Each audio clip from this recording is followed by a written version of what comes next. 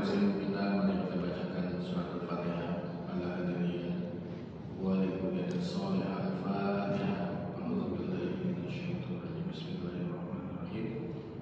Alhamdulillahirabbil alamin arrahmanir rahim maliki yaumiddin. Iyyaka na'budu wa iyyaka nasta'in ihdinas siratal mustaqim siratal ladzina an'amta 'alaihim ghairil maghdubi 'alaihim waladdallin. Assalamualaikum warahmatullahi wabarakatuh. Innal hamdalillah nahmaduhu wa nasta'inuhu wa nastaghfiruhu wa natubu ilaihi wa na'udzu billahi min shururi anfusina wa min sayyiati a'malina. May yahdihillahu fala mudilla lahu wa may yudlil fala hadiya lahu. Asyhadu an la ilaha illallah wahdahu la syarika lahu wa asyhadu anna Muhammadan abduhu wa rasuluhu allazi la nabiyya ba'dahu amma ba'd. Hadirin sekalian, jamaah taklim duha muslimin iman yang dirahmati Allah Subhanahu wa taala. Alhamdulillah pada pagi ini kita dipertemukan kembali oleh Allah atas izin dan kuasanya. Kita berada di majlis yang mulia, majlis yang didoakan oleh para malaikat, majlis yang didoakan oleh Allah selain manusia. Mudah-mudahan Allah selalu memberkahi kita semua. Selawat dan salam semoga Allah curahkan kepada uswah hasanah kita Nabi besar Muhammad sallallahu alaihi wasallam, pada keluarga, para sahabat, keturunan dan juga umat beliau hingga akhir zaman.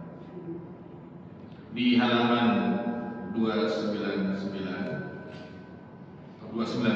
di sini cetakannya saya punya, yaitu pasal ke-9 di bab adab makan dan minum. Ini kita lanjutkan setelah kuliah subuh yang lalu ya, karena kita bersama Minhajul Muslim. Adab makan dan minum. Seorang muslim memandang makanan dan minuman sebagai sarana, bukan tujuan. Karena mungkin ada orang menganggap makan minum itu bersenang-senang dan dia adalah tujuan dalam hidup. Islam memandangnya sebagai sarana, wasilah untuk bisa melangsungkan kehidupan kita, dan niatnya adalah untuk kuat beribadah kepada Allah Subhanahu wa taala. Jadi makan minum untuk ibadah. Nah, di dalam tulisan ini penulis mengutip sebuah kata-kata hikmah. Ini bukan hadis, di bawahnya juga ada catatan. Ya, ketika ada yang menyampaikan kalimat nahnu qaumun la na'kulu hatta najua wa idza akalna fala nashba. Kami adalah kaum atau sekelompok orang yang tidak makan sebelum ya terasa lapar. Dan bila kami makan, maka kami berhenti sebelum kenyang. Ini bukan hadis Rasul. Bisa jadi ini perkataan sahabat dalam catatan kakinya. Nah, kalau perkataan Nabi itu namanya hadis. Kalau perkataan sahabat itu namanya al-asar. Al-asar, al-esa, al-ifrah. Asal sahabat. Supaya tidak terjadi campur aduk antara hadis Nabi, yaitu merupakan sanda beliau, perbuatan beliau, akhlak beliau, pokoknya berkaitan dengan Nabi itu hadis atau sunnah. Nah, kalau sahabat mengatakan sesuatu, berbuat sesuatu, maka itu dibedakan secara nama, yaitu al-asar. Akhirnya ini secara ilmiah bisa dibuktikan. Kita makan kan nungguin lapar, Pak. Jangan baru setengah lapar udah makan lagi, setengah lapar makan lagi. Ini akan terganggu ya pencernaan kita. Tetapi ketika kita katakan, ya ini bukan hadis, ya memang tidak ada riwayat yang nyambung kalimat ini. Ya. Dan berhentilah sebelum kenyang. Karena teori ilmu kesehatan, Pak. Kalau kita itu berhenti makan dan minum, ya, sebelum kenyang, maka itu akan datang rasa kenyang 10 menit berikutnya, maksimal 15 menit. Dan kita ngalami ketika kita makan, lauknya masih ada, nasinya habis, kita suruh istri itu masak lagi, kan nungguin tuh Pak, ya setengah jam. Nah ketika sudah masak nasinya, udah kenyang kita. Nah inilah berarti secara kesehatan di zaman klasik, itu perkataan sahabat, betul ya kalimat ini. Jangan kita mengatakan, oh ini bukan hadis, ya nggak apa-apa kalau bukan hadis, bisa jadi kata-kata hikmah. Ya.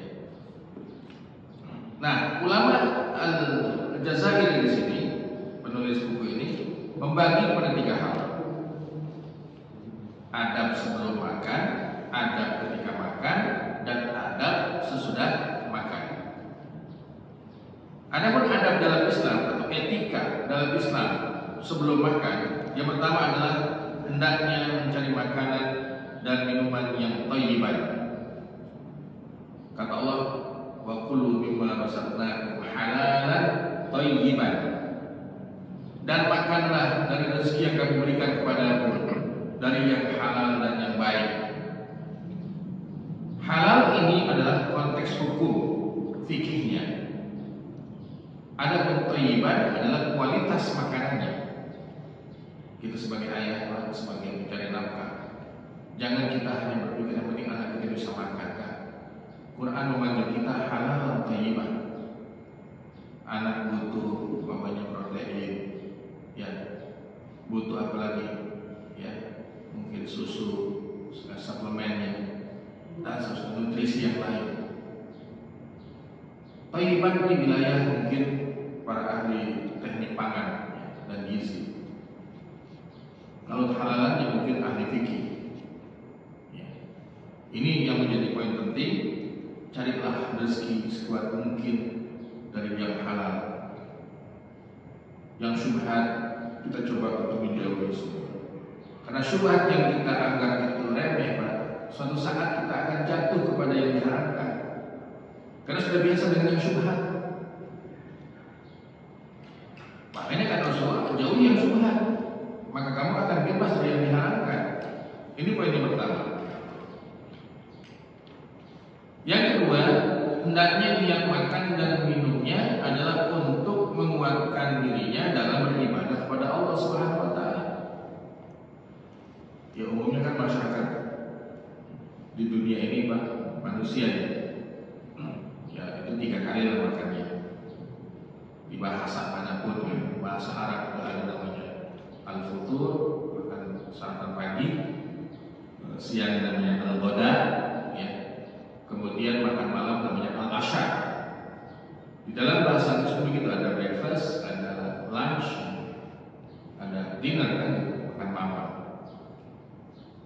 Nah kita di Indonesia juga sama, sarapan pagi, nasi uduk, makan siang, nasi padang, makan malam, nasi goreng itu kan, tengah malam makan lagi. Ya itu kebiasaan memang itu segitu, memang 3 kali kita makan, mengkonsumsi makanan dan minuman itu. Tapi niatnya adalah untuk kuat beribadah kepada Allah Subhanahu wa taala. Yang ketiga, hendaknya mencuci tangan sebelum makan jika diyakini terdapat kotoran padanya atau tidak tahu secara pasti akan kebersihannya. Islam menjaga nazafah, kebersihan soal tangan yang menyentuh apa saja, memegang uang, hitung uang, terus memakan. Cuci tangan dulu. Bahkan dalam contoh Rasulullah SAW, itu cuci tangan, airnya kebuang. Maka kalau menggunakan kobokan itu yang nggak kebuang di situ saja. Kita celupin tangan kita yang bekas terpakai itu di sini juga. Jadi mencuci tangan, apa yang sudah digunakan untuk mencuci tangan itu kebuang, bukan tetap di satu tempat. Itu contohkan Nabi SAW. Dan anehnya, Pak, itu istilah sobun. Sobun itu bahasa Arab. As-sobun itu ada di zaman Nabi, yang mencuci tangan dengan menggunakan sabun. Ya, orang Arab bilang sobun, Aksi ada pakai sabun, ya, sabun cuci tangan.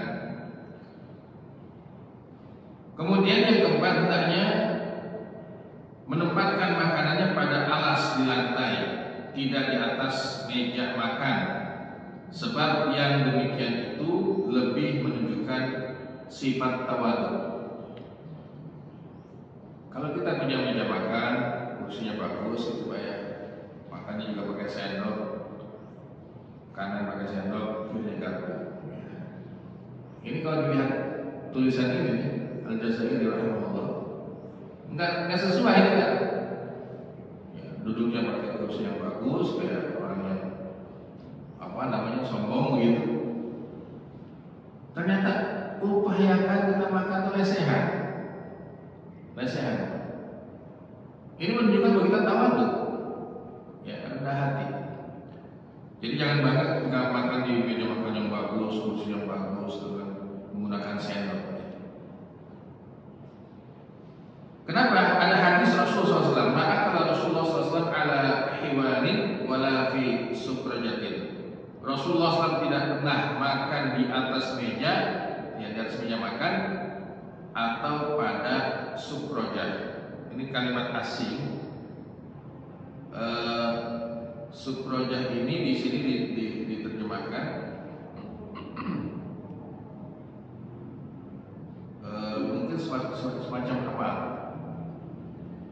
Tempat makan yang menjadi gengsi, Pak. Dianggap itu bergengsi. Nabi tidak seperti itu. Kemudian yang kelima, hendaknya duduk dengan sikap tawadhu, yaitu duduk di atas telapak kaki dengan menekuk lutut, berarti kayak kita tahiyat, atau ya duduk dengan mengangkat kaki kanan, berarti agak nahan kalau makan gitu ya, tahan dengan kaki kanan ini. Jadi kaki kirinya dilipat ke belakang, ini diangkat. Itu salah satu yang menjadi sunnah Rasul sebenarnya. Bisa ditanya kepada orang yang ahli di bidang kesehatan, coba hadis ini seperti apa sih? Betul nggak teori ini? Kalau saya yakin, sebelum itu udah yakin. Ada tulisan seorang ahli sains, menurut gua apa sih? Pokoknya nama belakangnya Hawkins, Stephen Hawkins sama ada postingan. Orang itu akan sehat bila ada cinta yang tulus di hati dia. Artinya tidak ada kebencian, nggak ada dengki kepada siapapun. Semakin dia itu bebas, ya, dari seuzon, dari membenci, dia semakin sehat. Dan bila cinta itu ukurannya sampai 200 nominal angkanya, maka disitulah kesehatan yang didapat oleh seseorang. Semakin kita banyak memujikan orang lain, semakin kesal hati kita, maka itu akan mendatangkan penyakit. Ternyata dalam Islam ada konsep itu. Ala bizikrillah tatma'innu al-qulub. Ala bizikrillah, ingat hanya dengan zikrullah hati itu akan tenang. Ya, ingat sama Allah aja, istighfar itu kan tenang. Semakin kita tenang, gak ada kebencian di hati, udah itu semakin sehat. Dan beliau mengkalkulasi ini luar biasa ya, pikiran yang mumet, yang kesal sama orang itu yang paling banyak memproduksi penyakit nantinya itu. Di samping makanan. Saya yakin kalau dikaji ya hadis ini, itu akan ketemu dengan teori ilmiah mengangkat kaki sebelah itu. Ya.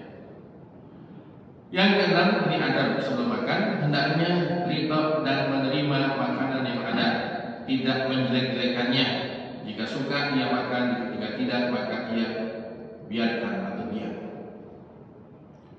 Rasul ketika tidak menyentuh makanan itu, Aisyah langsung paham Nabi tidak suka makanan ini.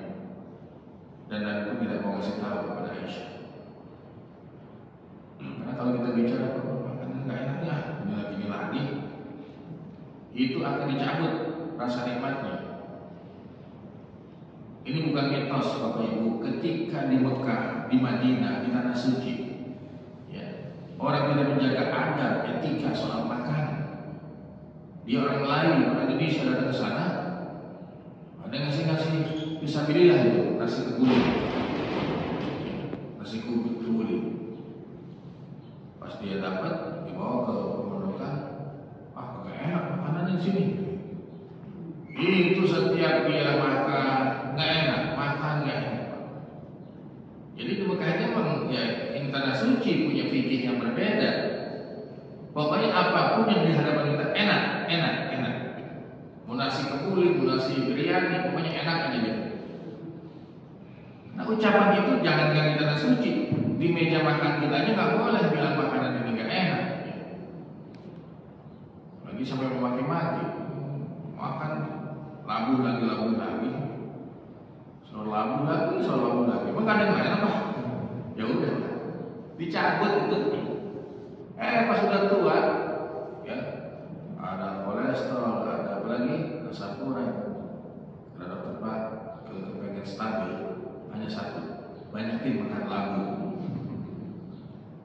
Dulu menghina, hari ini dia mau nggak mau untuk sehatnya makan labu itu. Ma'ab Rasulullah SAW ta'aman, Rasul tidak pernah menghinakan makanan sama sekali. Ini istahahu akal. Kalau dia suka, dia makan. Maka dia harus. Kalau nggak suka, dia biarkan. Yang ketujuh, hendaknya makan bersama orang lain, yaitu berjamaah. Alangkah solehanya seorang istri itu ketika dalam kondisi lapar pun dia nunggu ya, suami untuk mendapatkan waktu makan berjamaah dengan anak-anak. Harus diciptakan Pak. Kalau nggak ada waktu susah.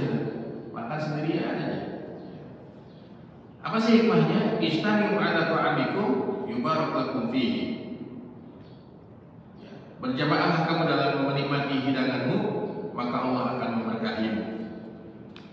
Bisa jadi juga Pak, makan berjamaah itu membuat kita jadi lebih lahap, lebih nafsu, dan juga cepat kenyang. Itu salah satunya. Kemudian poin berikutnya ini adab ketika makan. Ini tadi sebelumnya, ini ketika makannya. Yang pertama, memulainya dengan membaca basmalah. Ya, membaca basmalah. Ini banyak hadis nih tentang basmalah ini. Sekalipun kita tidak boleh Pak mengatakan doa Allahumma barik lana fi ma razaqtana ini sesuatu yang tidak boleh dibaca. Bismillah itu minimal. Ya, bacaan yang minimal itu Bismillahirrahmanirrahim. Kalau kita ingin tambah dengan doa-doa kita, Allahumma barik lana fi ma razaqtana wa qina azabannar, ini boleh. Orang memperbanyak doa. Ya. Tapi di sini hadisnya adalah jangan lupa kita baca basmalah. Kalau dia lupa baca basmalah, ini saking pentingnya ini, maka dia jangan menghabiskan makanan itu kecuali membaca Bismillahi awwalahu wa akhirahu.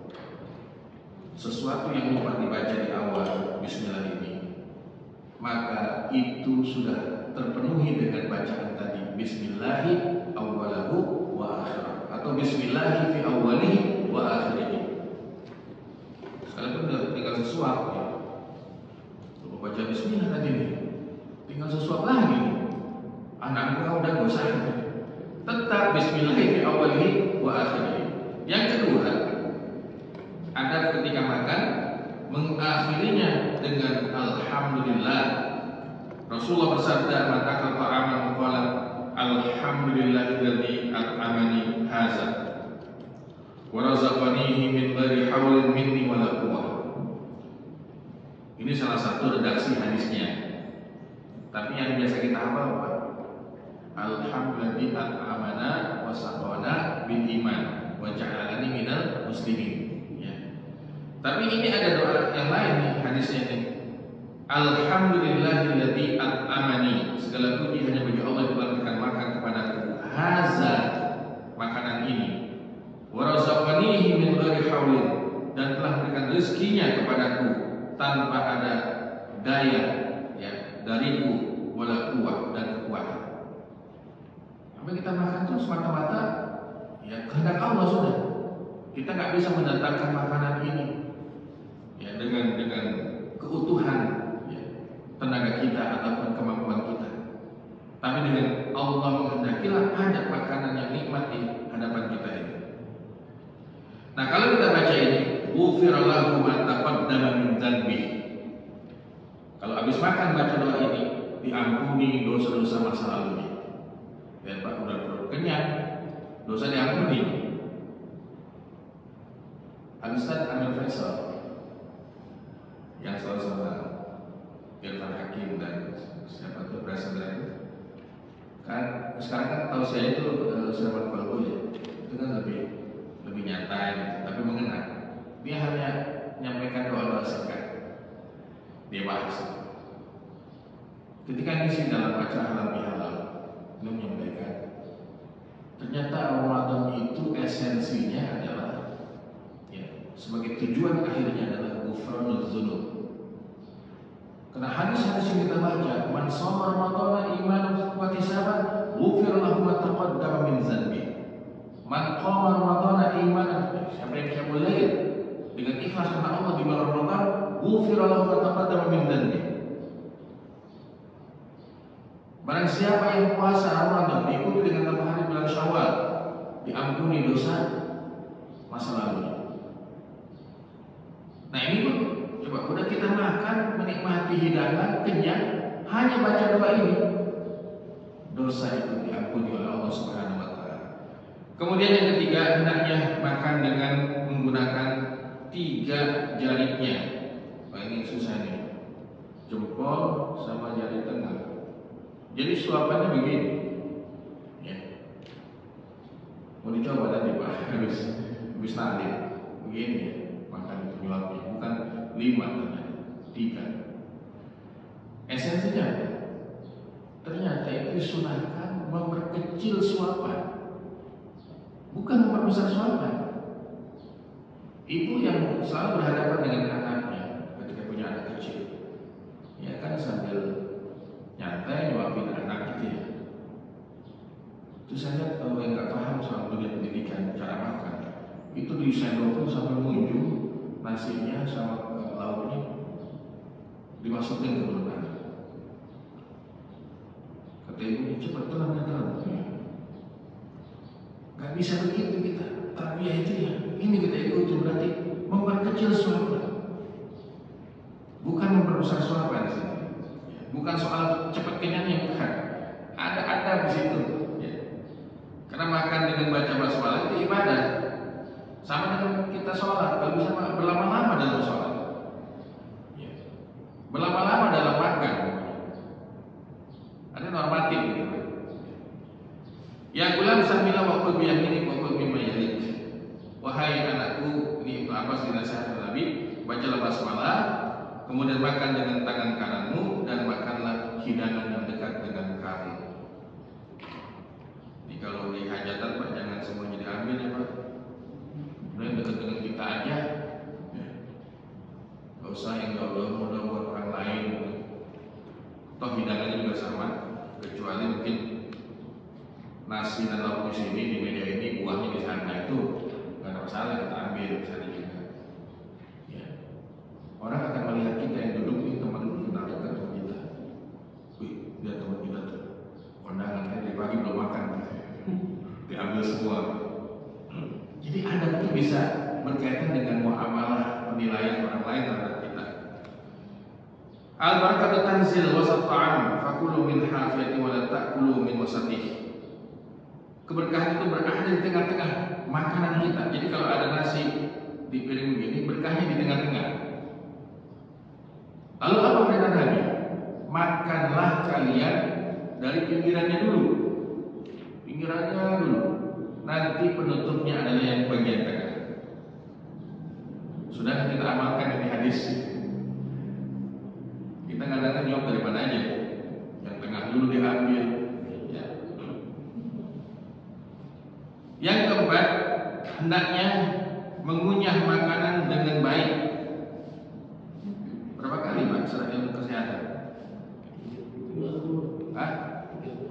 32 ngunyahnya. Luar biasa. Kalau gitu makan bubur aja dah Pak. Nggak perlu dikunyah. Kenapa Rasul mengajarkan itu Pak? Jadi mengunyah dengan baik, bukan cuma masuk telan. Kesian yang di dalam di mesinnya ini, ya, digestionnya, pencernaannya. Dia butuh jeda waktu, dia butuh kondisi yang kita itu dalam terbangun. Ya. Jangankan kita malah gampang tidur, melek aja nih, makan sambil berbaring itu udah gak sehat, Lah takul muttaqian, terus jangan kamu makan sambil berbaring, bicara orang sakit ya. Kemudian bukan cuma mengunyah makanan dengan baik, tapi menjilat tempat makanan dengan menggunakan jariknya atau telunjuknya. Jadi kalau piring itu ada sisa makanan itu kayak telunjuk begini, terus keliling, sehingga nggak ada sisa makanan sama sekali. Ini kalau punya pembantu jadi bingung ya. Ini piring udah dipakai apa belum ya? Bersih makanan ini. Nah begitulah Rasulullah juga mencontohkan hatta yal'aqaha au yul'iqaha. Innakum la tadruna fi ayyi ta'amin barakah. Kenapa Nabi lakukan begitu? Karena kamu nggak tahu di mana Allah menitipkan keberkahan pada makanan itu. Jangan-jangan pada yang sisa ya, yang nggak kita makan. Nah, ini nggak pada berkah setiap makan. Yang kelima, apabila makanan yang sedang dimakan itu ada yang jatuh, hendaklah membuang bagian yang kotornya, kemudian memakan yang bersihnya. Nah ini, kalau kita ada Islam belum 3 menit atau belum 5 menit ya, langsung diambil.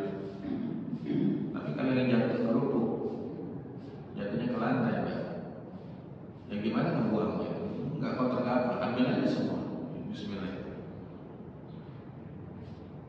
Idza safaqa luqmatu ahadikum falyakhudha wal yumit anhal azza wal yakulha wa la yad'ha lisyaitan. Kalau kita biarkan, kita buang, enggak diambil, enggak dimakan, itu kita membiarkan syaitan untuk memakannya.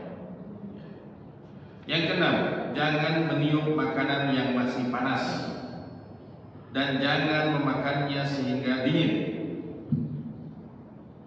Orang tua kita dulu tuh lebih sesuai dengan sunnahnya, masaknya pakai kukusan dari bambu. Masak nasi itu diangkat. Kalau bahasa Bekasi angin, pakai kipas. Dikipasin sampai dingin. Ditaruh di bambu. Disajikan kepada anak-anaknya. Sekalipun itu mungkin tradisi kebiasaan, tapi inilah kebiasaan yang sejalan dengan sunnah Rasul. Jangan makan sesuatu itu masih panas. Ya. Karena panas itu menghilangkan keberkahan di dalam hadis itu. Ya. Juga nggak boleh ditiup. Padahal yang makan kita juga, kita yang makan kita yang niup. Ya, minuman ini air panas, teh panas, diminum, ditiup supaya agak dingin, diminum sama dia. Itu nggak boleh. La tatanafas fil ina. Jangan kamu niup pada minuman. Nah ini pun banyak hadis-hadis yang berkaitan dengan kesehatan pola hidup ini. Ya, ketika mengkonsumsi makanan. Kemudian juga di sini terkait minum, kalau bisa itu 3 kali 3 tahapan. Ini gelas air minum. Sekalipun kita haus, jangan diteguk sekaligus habis. Minumlah seteguk dulu, kasih jeda. Minum lagi, sekali lagi, kasih jeda lagi. Baru yang ketiga kali kita habisin. Ada apa dengan cara ini? Ya, saya yakin inilah Tibun Nabawi. Kita kan sering mendiskusikan tentang Tibun Nabawi, sehat ala Nabi. Karena ini pun hasanah, bukan cuma cara berpakaian, cara makan saja itu ada dari Nabi SAW. Reader Digest, sebuah majalah berbahasa Inggris di Hong Kong, itu ilmiah banget. Jadi kenapa makan dengan tangan langsung dan tangan kanan? Jadi pada jari kanan ini, Pak, itu ada enzim yang dibutuhkan tubuh. Dia mau produksi enzim di tangan ini, kanan. Pas diteliti di bagian tangan kiri itu tidak ada. Ini mujizat luar biasa. Kenapa Nabi katakan kul biyaminika, makanlah dengan tangan kananmu? Ini beda ternyata. Padahal tangan-tangan kita juga gitu. Allah menciptakan ini ada kehebatan, ini tidak ada. Nah, kalau sudah ilmu ketemu dengan hadis, sudah semakin yakin. Pak Abdullah Al-Muhwi ini yang dulu pimpinan KPK, ya pernah kamu undang untuk jadi khotib Id. Karena beliau jauh, datang dulu kan ke lebih awal, dikasih penginapan di hotel, kemudian dimanfaatkan waktunya untuk isi kajian pada maghrib sampai isya. Beliau kan tampilannya kayak ustaz, jadi baca panjang, pakai kopiah kemana-mana. Dia sampaikan semuanya saya ini bukan ustaz yang paham tentang ilmu agama secara dalam. Saya ini dari SD ke SD negeri, kemudian SMP, SMA. Jadi sekolah saya di umum semuanya. Sampai kuliah pun saya ambil ilmu eksakta, jurusan eksakta. Saya giat membaca buku agama itu ketika menemukan hadis Rasul tentang lalat. Di mana redaksinya? Ketika ada lalat jatuh ke minuman kita, teh atau kopi, sudah dicelupkan, angkat lalat itu dan silakan habisi teh dan kopinya itu akan sehat. Allah menciptakan lalat di sayap kirinya ada yang membahayakan, itu racun. Di sebelah kanannya itu penangkalnya. Kami bawalah lalat ini ke lab, ya, karena kami ada orang saintis. Kami bawa, ternyata betul Pak. Subhanallah, saya langsung baca buku-buku agama. Ilmu ternyata ketemu dengan Quran, ilmu ketemu dengan hadis Rasul SAW. Ini semakin yakin jadi ilmiah juga dan sabda Rasul, keimanan. Kemudian yang ketujuh, hendaknya menghindarkan diri kita dari kekenyangan yang berlebihan. Kekenyangan yang berlebihan. Kalau udah makan sampai melepas ikat pinggang Pak ya, masih makan lagi. Udah habis makan gak bisa bangun ya, begah perutnya. Nah ini kata Rasulullah, hindarilah dari hal-hal yang mengenyangkan secara berlebihan. Lalu bagaimana? Kata Rasulullah, sepertiganya itu untuk makanan, solusinya lagi sepertiga lagi untuk minum, dan sepertiga lagi untuk nafas. Nah tadi pola ngangkat kaki kanan ketika makan itu mungkin itu ketemu Pak. Jadi sebanyak apapun kita makan ini ketahan, akhirnya kita bisa memenuhi sepertiga untuk makanan, sepertiga untuk minumnya, sepertiga untuk nafas.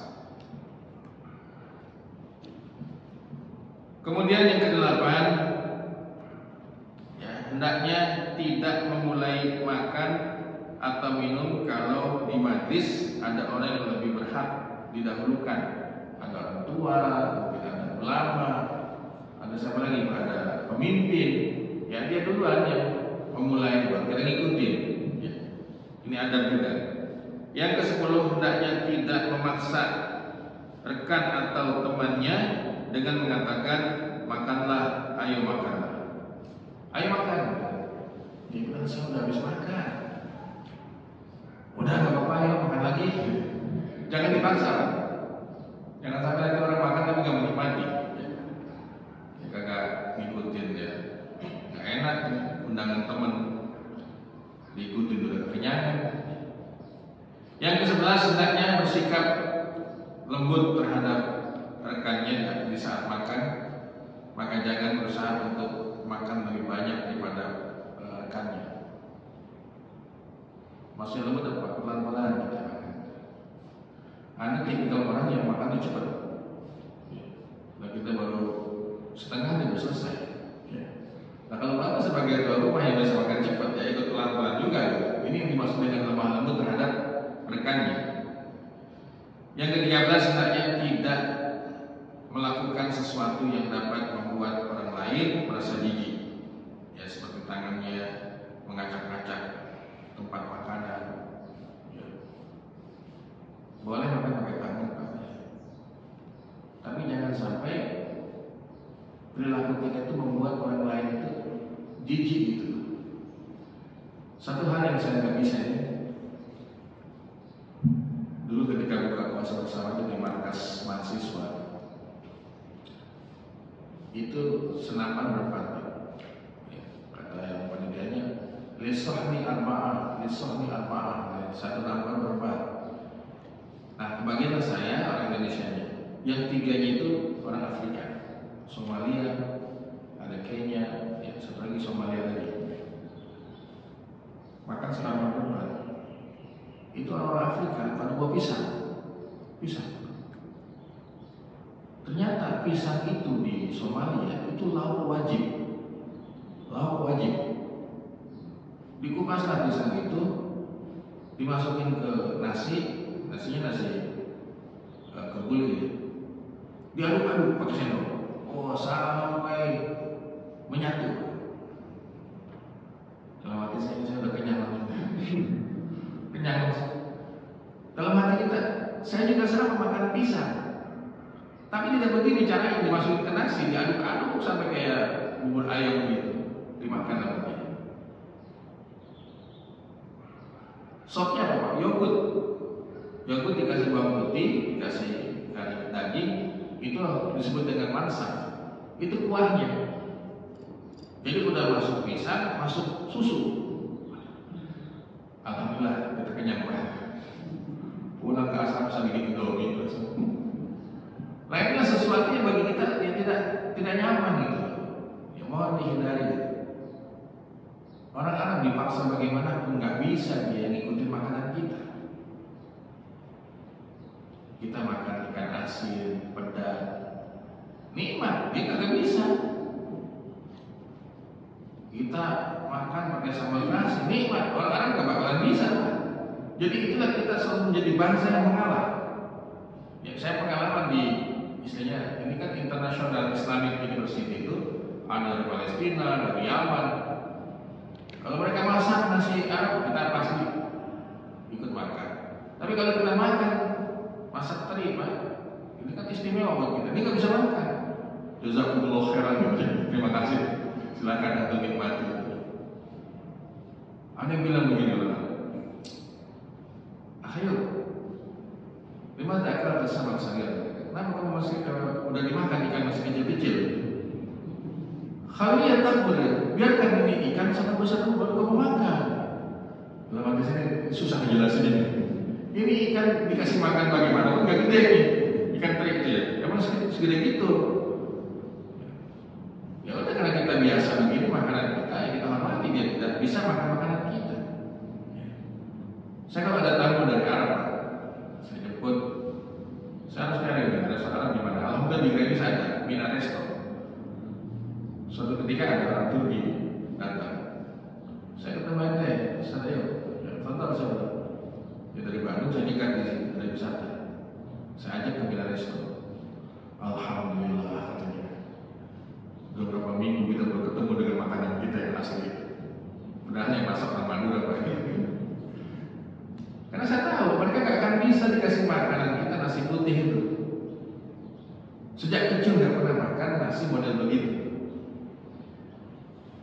Dan kita juga dianggap aneh. Orang Indonesia itu kalau makan lauknya banyak. Terkenal itu. Orang Indonesia pokoknya udah makan ayamnya, makan telur ayamnya. Ada daging dimakan juga ke daging.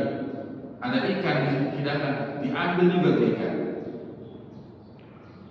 Bangsa lain dari kalangan kaum muslimin di dunia lain di Timur Tengah makannya cuma satu, kalau dengan daging saja, ayam saja, ikan saja, dan itu dicontohkan Nabi SAW. Kenapa Nabi sehat dan tidak pernah mengalami sakit perut selama hidupnya? Rasulullah. Nabi tidak pernah memadukan makanan darat dengan laut. Ya. Ikan sama daging tidak pernah ketemu tuh dalam kehidupannya. Maka Nabi daging aja, ikan ya dinikmati ikan saja. Seperti itu. Nabi ketika pulang dan bertanya pada Aisyah, Aisyah ada apa yang bisa dimakan? Ya Rasulullah belum masak, yang ada juga cuma roti itu, roti kemarin itu. Terus kita punya apa? Kita punya cuka. Ada cuka itu khal-khal. Yaudah bawa sini. Dituangin roti itu pakai cuka sambil mengatakan nikmatil udmu, nikmatil udmu al-khal-khal, nikmatil udmu al-khal-khal. Lauk yang paling enak hari ini adalah cuka. Lauk yang enak hari ini adalah cuka. 2 kali mengatakan. Dimakanlah roti itu dengan cuka. Bisa nggak kita contoh? Bisa. Nih, masak apa yang belum masak? Ada nasi itu, nasi dingin, nasi kemarin tuh.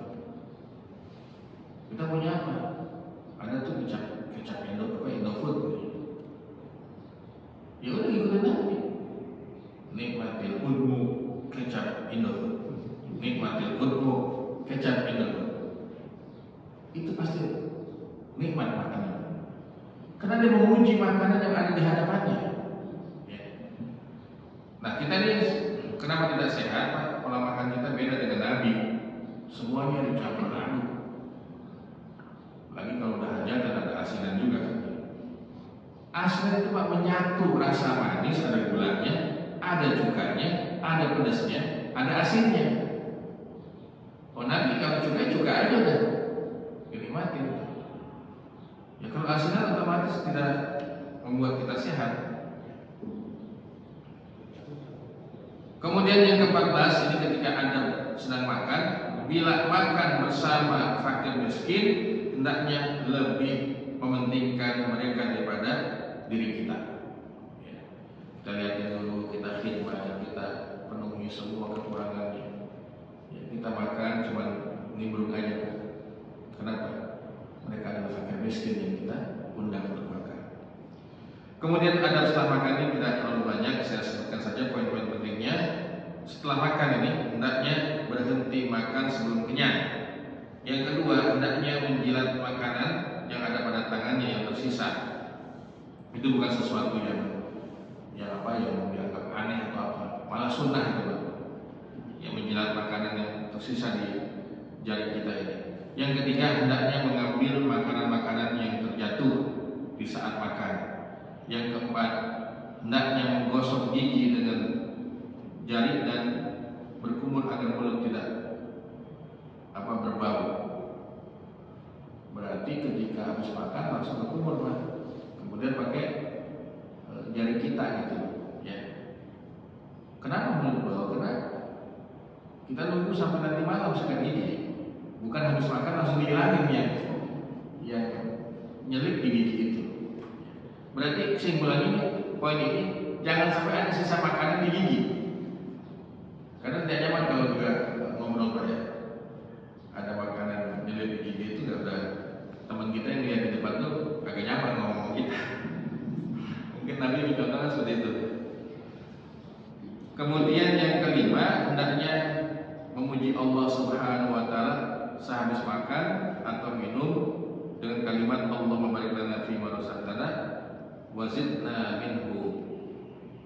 Ini doa juga nih habis makan.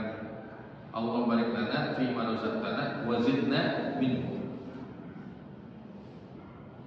Kemudian ketika dikasih makan sama orang lain itu ada doanya Allahumma at'im man at'amana wa asqi man saqana.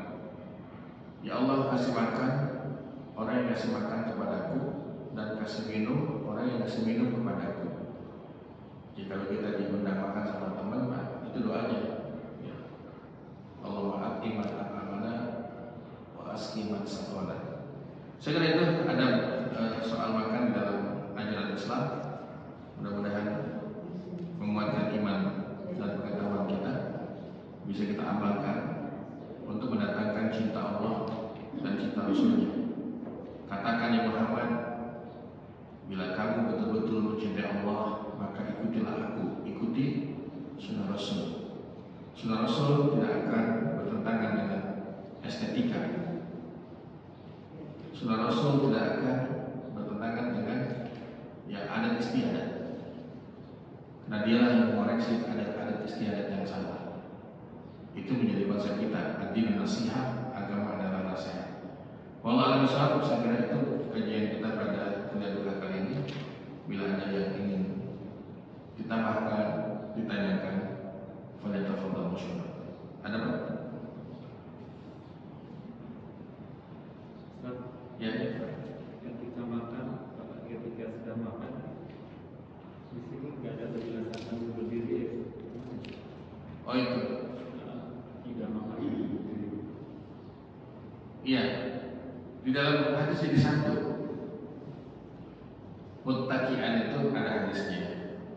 Mungkin terlewatkan oleh penulis.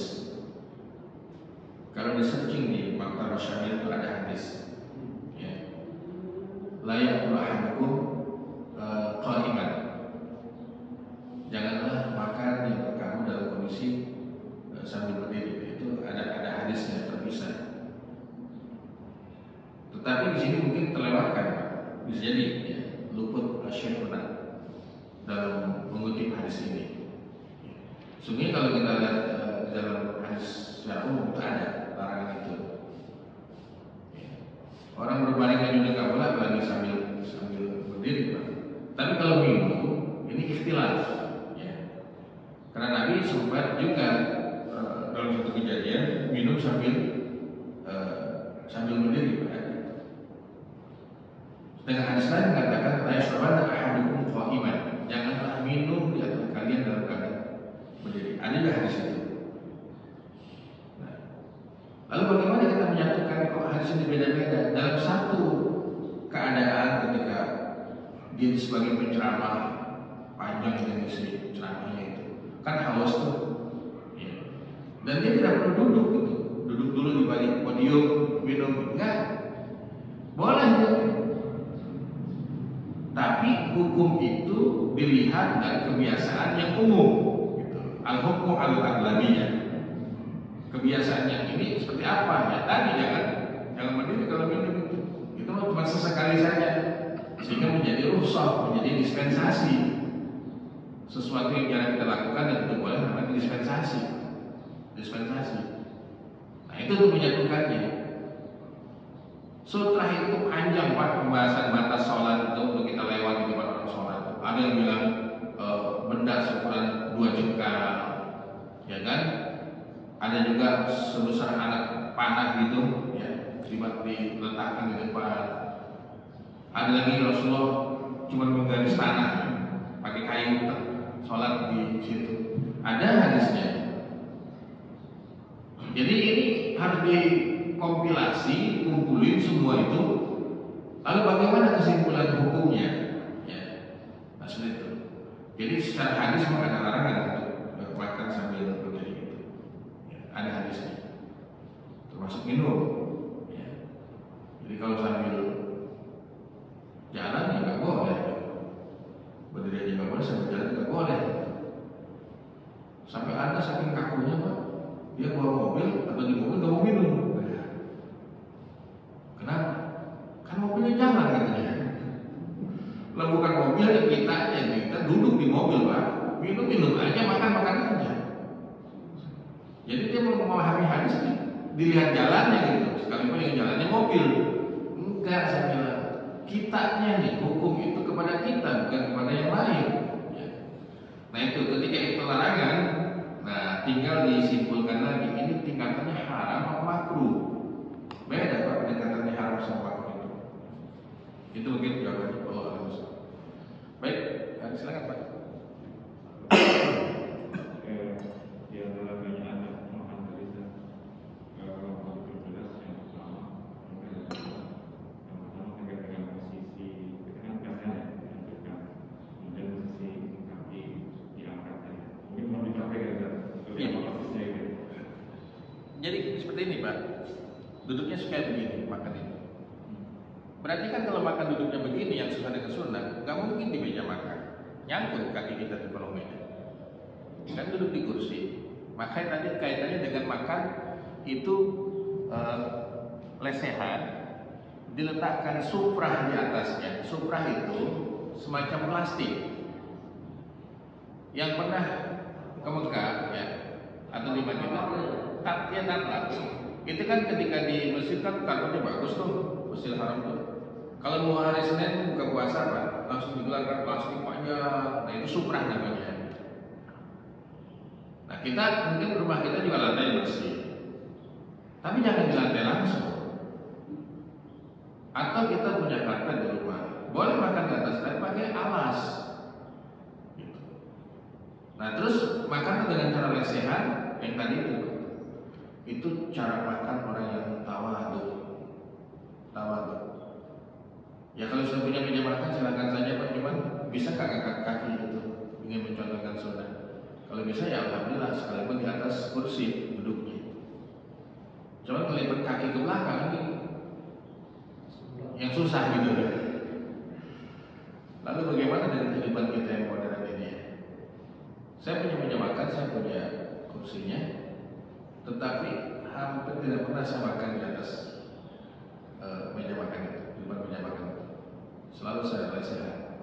Dari dulu udah kebiasaan, mungkin kebiasaan di pondok sama waktu kuliah kali ya. Bahkan lebih nikmat lagi kalau itu pakai nampan, bukan pakai piring masing-masing. Di Arab Saudi, sekalipun dia seorang raja Pak, dia ngundang, itu makannya pakai nampan. Karena itu pola makan yang dicontohkan Nabi. Berjamaahnya bukan cuma satu majlis, tapi alat makannya pun itu pakai nampan begitu. Itu praktiknya. Jadi kakinya dilipat ke belakang, lututnya ini kaki ke belakang, yang kanannya diangkat, ya persis kayak begini duduknya. Bapak makan banyak bagaimanapun pasti kenyang. Ya, iya, gini kayak gini. Siapa yang pernah lihat orang jamat tabligh? Jamat tabligh itu kalau makan pasti di lesehan begini makanya gitu. Begini semua. Itu ingetin kalau seandainya temannya kagak begini duduknya. Ya. Ya, jadi sebisa mungkin. Karena banyak bagaimanapun pasti terbatas Pak. Ketahan begini langsung kenyang kita. Udah pas dibuka gini minum dan minum. Sulus lil syarab, sulus lil tanafus. Sepertiga untuk nafas. Kita yang makannya enggak mengikuti pola ini Pak, coba deh. Udah mulai kepala lima itu aku sudah tersengah-sengah kan ya. Baca Quran juga udah pendek nafasnya. Ya tadi dengan pola makan itu. Ya. Baik Pak, misalnya. Ya, berkaitan dengan ada pola makan ya. Pola makan salah satu dari Rasulullah kan terkait dengan perintah makan Sebelum kenyang. Apalagi sekarang di era modern juga banyak restoran-restoran yang menyajikan makanan-makanan saji atau mungkin makan sepuasnya. Ya kan? Itu berbagai macam all you can eat. Ya, atau mungkin di hajatan kan banyak juga makan hanya prasmanan. Nah, bagaimana menerapkan pola ada makan sebagai Rasulullah? Iya, ini sesungguhnya maraknya restoran all can you eat juga dengan harga yang macam-macam lah.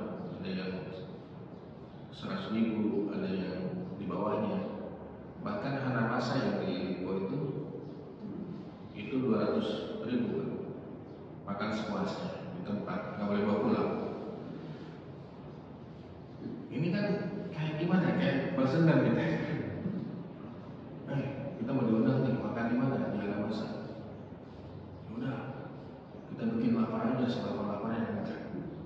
Sayang loh pada 200.000 nih. Makan minum sepuasnya. Nah ini konteks yang begini ini nggak sesuai dengan sunnah sebetulnya. Kalau kita makan mau kenyang-kenyangan. Nah ini kita sebagai orang Islam harus paham juga, jangan ikut-ikutan. Ini kan karena dunia kafe yang bertebaran di mana-mana. Karena milenial itu ada situ nomornya. Yang penting ada wifi-nya. Terus beli kopi segelas di tempat itu bisa 5 jam. Ya. Jadi bukan beli hidangannya, dia beli waktu untuk kongko-kongko di sini sama teman-temannya pulang tengah malam. Ini kalau kita tidak antisipasi, Pak, ya, bisa nggak sih kita ngimbangi kafe yang Islami itu? Mau seperti apa itu konsepnya? Silahkan dirumuskan. Karena tantangan masyarakat ke kampung-kampung, saya ke Pamulang itu ada kafe. Kesukaan kami udah ada kafe. Yang perlu anak-anak milenial, Pak. Ya, ini apa sih? Generasi Z. Kemarin waktu wisuda anak saya di Alvida itu namanya generasi strawberry. Kalau kita ini kan yang ngaji hari ini generasi pohon kelapa, udah tahan banting. Mereka itu generasi strawberry beda. Untuk kita punya pegangan hadis Rasul. Alimu awladakum hasba zamanihim. Didiklah anak sesuai dengan zamannya. Kalau kita nggak paham zaman milenial hari ini kita akan ketinggalan. Nggak paham tuh karakter anak kita. Ternyata betul Pak, anak hari ini adalah masa muda poya-poya, tua bahagia, mati masuk surga. Itu anak muda hari ini. Itu mustahil, impossible bisa begitu konsepnya. Jadi saya kira Pak, ini kalau menyalahi ada ketika Islam yang kita harus hindari. Sesekali boleh, kayak apa sih? Ya, all you can eat gitu. Ada di gereja wisata anak saya tuh tahu duluan dia. Kemana? Makan di mana sebelum? All can you eat. Dapatlah tempat di situ. Itu sih agak murah lah, 90 ribuan ya per kepala. Jadi makan nyantai aja, ya nyantai, jangan cepat-cepat. Kan nggak dibatasi Pak. Makan situ, daging masih daging mentah kan, dimasak di situ. Ada seafood masih mentah, dimasak di situ. Jadi lama masaknya gitu. Makannya masih dikit ternyata. Ya udah kamu nyicipin aja ya, cobain, nggak tahu aja. Jangan setiap saat kesini. Gitu. Kalau hana masak 200 ribu Pak, sepuasnya yang dirimu. Cuma kita harus lihat juga ini halal nggak gitu loh. Sajiannya halal nggak? Kalau nggak jangan. Nah, hana masak termasuk ada catatannya. Kalau sini kan Korea yang keren di situ. Segera itu mungkin Pak Anwar. Jadi silakan saja, cuman jangan berlebihan juga sampai kekenyangan, nanti nggak sehat. Sungguhnya. Walau alam besar, jazakumullah khairan Bapak Ibu sekalian yang cukup antusias pada hari ini mengikuti kajian Tuhan. Semoga Allah memberkahi kita. Allah berikan kesehatan pada kita semua. Dan kalaupun kita diuji dengan penyakit, adalah ujian yang kita mampu menghadapinya. Amin ya rabbal alamin. Kita tutup dengan doa kafaratul majlis. Subhanallah, asyhadu an la ilaha illa anta, astaghfiruka wa atubu ilaik. Assalamualaikum